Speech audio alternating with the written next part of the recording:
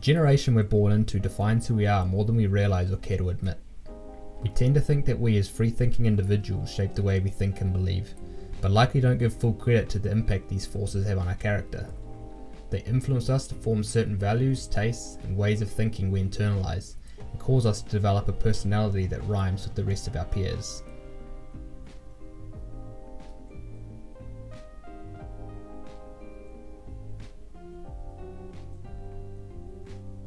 Every generation has a particular spirit to it, and we generally have 4 existing at any one time. The blending, tension, and clashing of the generations is what we call the overall spirit of the times, or zeitgeist. We see the current zeitgeist as a combination of the silent generation, boomers, Gen X, and millennials, with Gen Z beginning to claim their part of the culture. Generational cycling appears to be driven by the emerging ones reacting to the previous ones, and only seem to be capable of moving in the opposite direction to their parents. If it were the case that we decided to follow in the footsteps of those who raised us, we'd have likely destroyed ourselves long ago anyway. We see a generation's taste for clothing, style, music, and experience changing rapidly, and these seemingly superficial changes reflects a deeper alteration in people's values from the ground up. It's a psychological shift that has something to say about what's going on in the minds of the people and culture of the time. What tends to drive this change is new generations of young people trying to create something more relevant to their experience in the world, something reflecting their values and spirit which goes in a different direction to those of their parents. Generational cycles are not science. However, their force was perhaps first observed by 14th century Islamic scholar Ibn Khaldun, who theorized that history tends to move in 4 acts corresponding to 4 generations: revolutionaries, order, pragmatists, and crisis. World War II saw about significant cultural change through the 1940s and caused the masses to rethink and redefine the type of lives they wanted to live, especially the younger generation who was still shaping their values.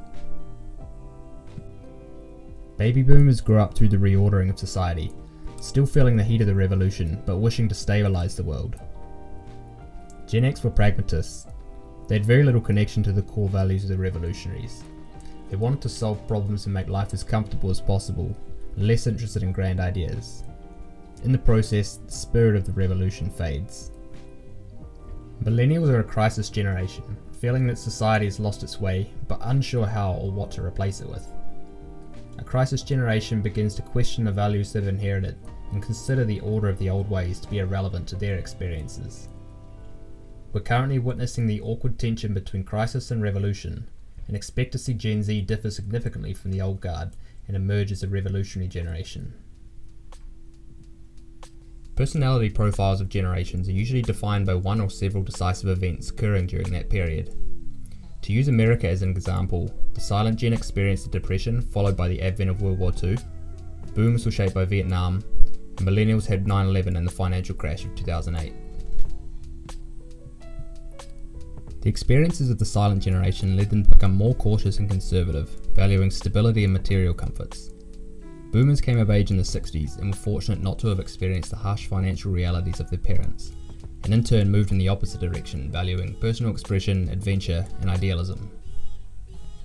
It's reasonably common for the older generation to feel a degree of disdain towards the younger ones in the direction they're taking, which comes in part from the nature of competition as well as an envy towards their youth and a mourning of the loss of their own. Like any individual, every generation has its unconscious shadow personality. The tendency towards one extreme often conceals a hidden attraction to the opposite.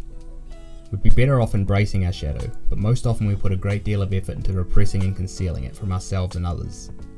Without properly dealing with it, the shadow most commonly reveals itself as a projection.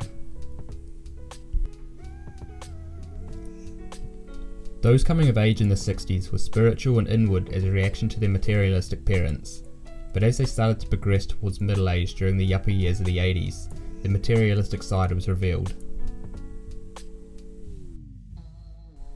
When thinking about history, we tend to render the past into a dead, spiritless caricature, sometimes feeling smug and superior to past eras and ridiculing their absurd or cruel customs.